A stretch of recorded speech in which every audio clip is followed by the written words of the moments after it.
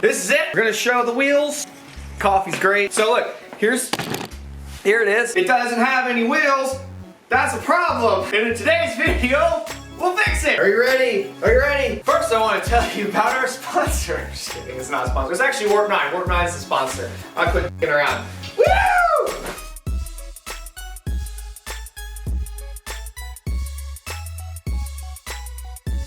Well, they look pretty cool, man. Yeah, let's go. I'll show you in the real light. Damn it. Is this working? Mm-hmm. Yeah? Okay. These are Warp 9's wheels here for the XR650R. Obviously we went nuts with them, the craziest colors, because why not? Why not just make it as loud as you can make it? The front wheel's just a normal 17-inch rim. We did go with a floating rotor. The solid rotor is fine. I ran that on my WR for a long time. It normally is fine, but we're gonna do some big brake upgrades on this bike as well. Definitely want to go with the floater if you know you're gonna be doing some stuff like that. Rear rim is a 4 1/4 inch. I know a lot of guys want to run a 5-inch rim, like a 160 tire. They're just doing it for the look. As is, you're already having real tight clearances once you go to a Supermoto tire on the back, onto that 150. The rim, the tire is so close to the chain and the swing arm in the front. You don't need to mess around throwing a big old rim back there just because you think it's going to work good or look good. 4 1/4 with a 150 tire, we will have a really great profile. It won't be a problem at all. This is the Cush Drive hub. This hub here has got 2 parts on it. It'll actually eat up some of the shock from the drivetrain. All thumpers, because they only fire every 720 degrees, it's a great idea to have something in there that does that. A lot of bikes factory come with some kind of dampening in the clutch basket. You'll see some little springs back behind it if you've ever changed your clutch out. As it turns out, the XR650R doesn't have that, but it has a huge 650 engine with a ton of torque. So once you go to a street setup, you got a lot more grip. The tire's not breaking loose near as much. You want to have something dampening in there a little bit, and I think you should too. Ugh, so strong. Oh, there we go. You can see these will do a little bit of this action. It's good.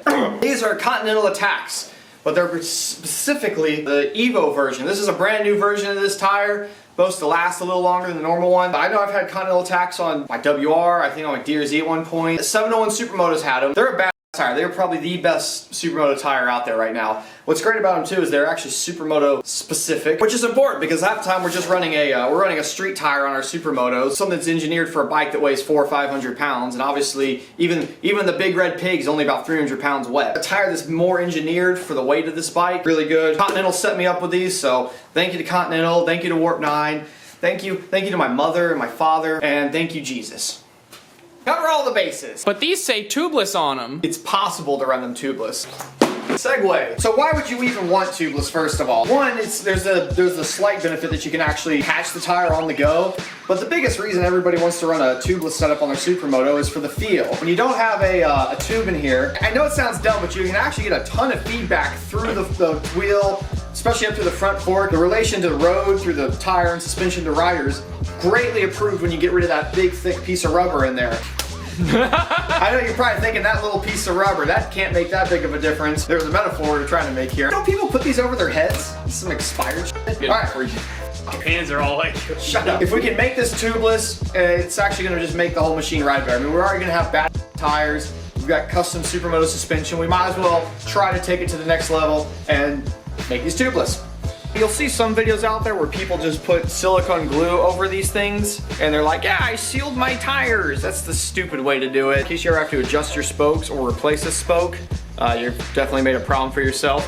If you ever sent your rim in for repair and you had siliconed it all up in there, I think you'd get an interesting bill for that. You might as well just come in here and just put concrete in the middle of it. To go tubeless, there's a kit out there. Shipped, it's about $150. People were doing this years before that kit ever came out.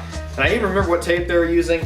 It's just this stuff right here. This is a 3M super sealing tape. So we've gotten a couple rolls of that right here. You can actually get it in individual sizes. I've got a couple other things, I'll kind of go over them as it's happening. Because we're gonna be putting all kinds of tape in here and trying to seal these spokes, what I'm gonna use here is denatured alcohol. One other thing to note here is that Warp 9 has gone down in here and they've shaved down any of these spokes that had too sharp of edges. Because they've done that, in this case I'm actually seeing a little bit of red coming off, and that red is from these nipples where they cut them. Don't panic if you ever do these to a set of wheels and you're getting some color on it. So something I noticed the Pro kit has is they put these little round stickers over each of the nipples. I think the point is just to smooth this out a little bit. What I found is these funny little stickers right here. It's like a packing thing or for envelopes. I don't know, there's 1,000 of these little stickers in here. Just filling one that has it and one that doesn't. That should do the job.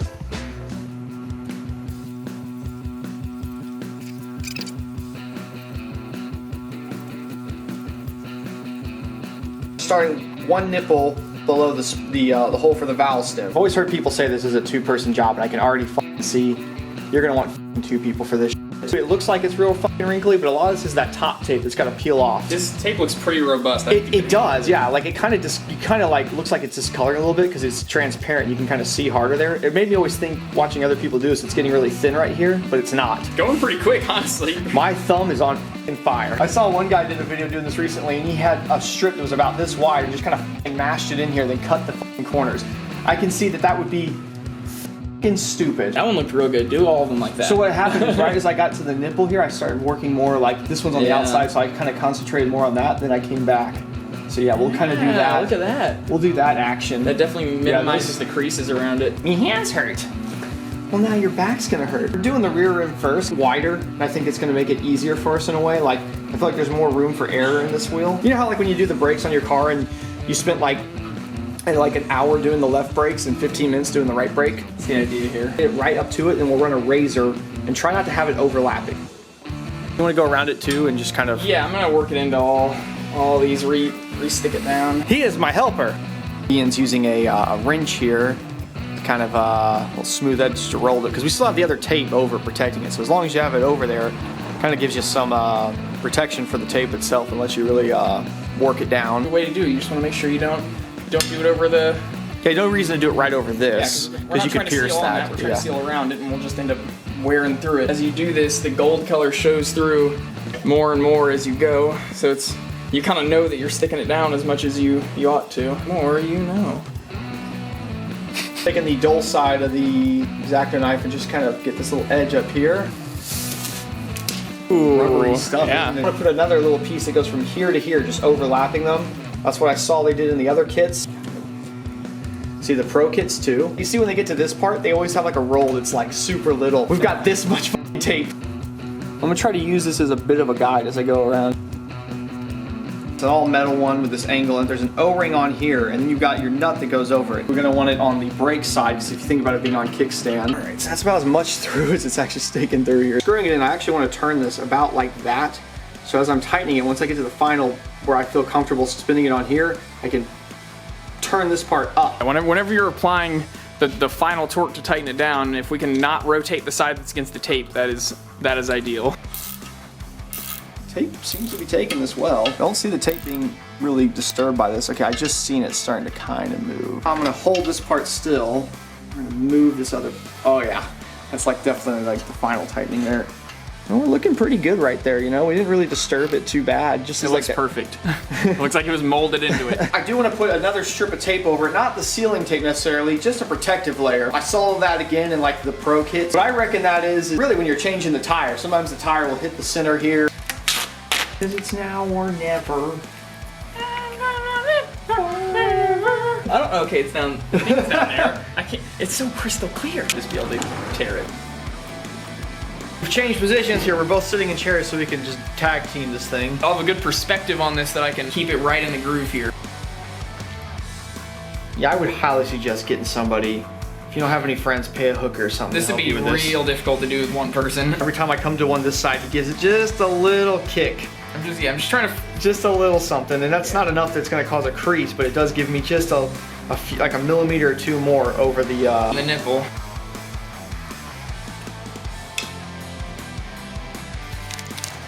Alright. Oh my gosh. My knuckles popping there. Oh, I mean, you can back it off a little bit if you need to. We're good. All right. That's solid. This is definitely gonna act like it's just overlapping it just enough. This is not only protecting it, but this is gonna give it just a little something extra there. I don't want to make it too big of a wrinkle over that, you know? It's gonna kind of happen to some degree. Yeah, but I don't want to make like a tent that's like 3 inches on each side. Oh God, you got it? Out. All right, you got here. Do you want me to take the knife from me? Yeah. There we are. Safety first, boys. This is the kind of operation that you don't even crush any beers during, you know?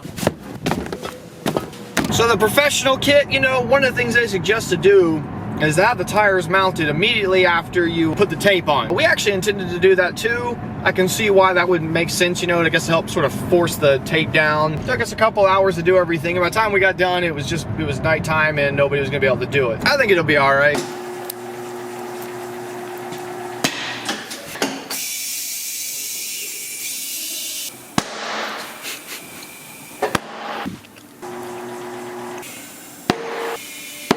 Well, that went smooth. Alright, well, it's the next day. Came home with all the intentions of throwing these wheels on, but man, I had the temporary death hit me. I don't know what happened yesterday. I feel better now. Took some BC powder. Turned out it expired in 2016. Whatever, seems to be working good. But hey, at least the good news is it's been 24 hours and the wheels are still holding air perfectly fine. They're still super full. We put them at like 40 PSI. I think this front one for sure took about 90 PSI to pop the bead. The rear was probably pretty close to that too. But I did get some work done though before I completely went and curled up in bed thinking it was the end of my life. I cleaned up the rear brake here and put new pads in it. Do you want to clean one of these things? Obviously take it all apart. To get the piston out of here, put some compressed air right into the hole where the banjo bolt goes in. Put a little bit of WD-40 around it. Of course you know me, WD-40, but it had been sitting there dry for a while. Once it was out, it looked real rough. Probably should have just bought a full rebuild kit, new piston. We've spent a lot more money than I've meant to at this point, so I was like, listen, I'm just gonna try to clean it up. We'll see how it turns out. Even the stupid pads gave me problems. The holes were too small for the pin to go through. I'm gonna clean the axles up and we're gonna put the wheels on. I can put just a dab of grease on the spacers like this. They're really what's making the seal between the bearing seal here on the wheels. While I got a greasy finger, let's go ahead and get some grease on the axle. Interesting axle here, it doesn't actually have a nut on the other side. The other fork leg is threaded. I wonder if that was like a quick change thing because this was like a Baja bike.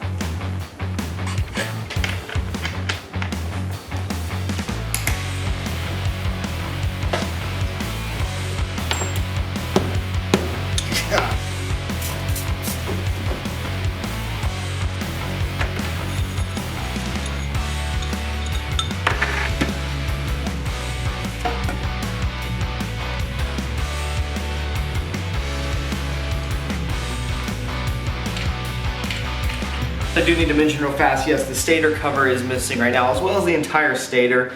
I'm sorry, I meant to get that on film, but there was kind of a time thing. I needed to get the cover to somebody and the stator to somebody else.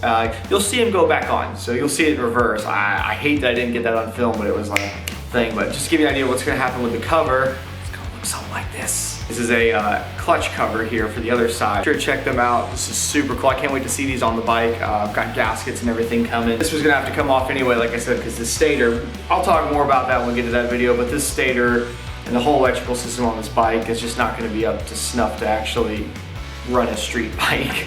I didn't realize that this bike was like an all AC kind of bike. I thought it actually had like a 12-volt DC system. It does not. My plan was to stop here, but I think there's just at least one more thing I gotta do before we call this video done. That is, I need to put a set of handlebars on it because then it's a real motorcycle again. We are gonna replace this entire upper triple here eventually later on in the build with one that's going to allow us to just mount an oversized bar to it, but for the time being I'm gonna reuse this CR high bar Big Red Pig specific handguard thingies. This actually just stands for like billet racing parts, but you know what? Screw it. It doesn't. It stands for Big Red Pig. This is gonna let me put the handguards on without using those clamps that twist. I should probably call it done at this point. I keep saying I'm gonna be done, but I'm gonna do one more thing. I swear it's gonna be the last thing.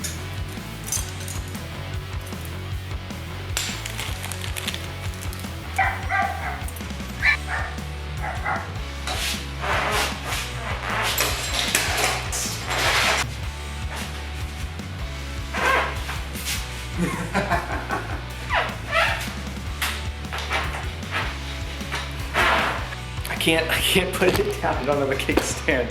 It rolls again, dude. I'm just so pumped, man. Man, it feels so light. Too bad it's not gonna stay that way. Start messing with brakes and carb and exhaust and electrics and everything else. And that should all, doing this down here, can't let go. I mean, I can let go for like, you're like, hi. I don't wanna drop it yet. Let's wait till it's done and I go wreck it in the woods. I think that's been a great video. Tires are still holding there. It's been like 4 days now. Yep, I think that's all. Wow!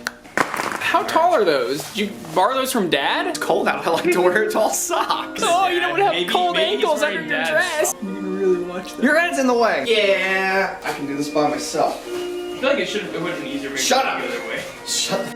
I dropped one. Let's come from this angle and we'll show the Angle of the neck. The zip ties, these have to stay on forever, by the way. This is very important. You can, you'll have to get a chain that every few links has got what's called a spacer in it, so it jumps the zip ties, and you have to line it just right.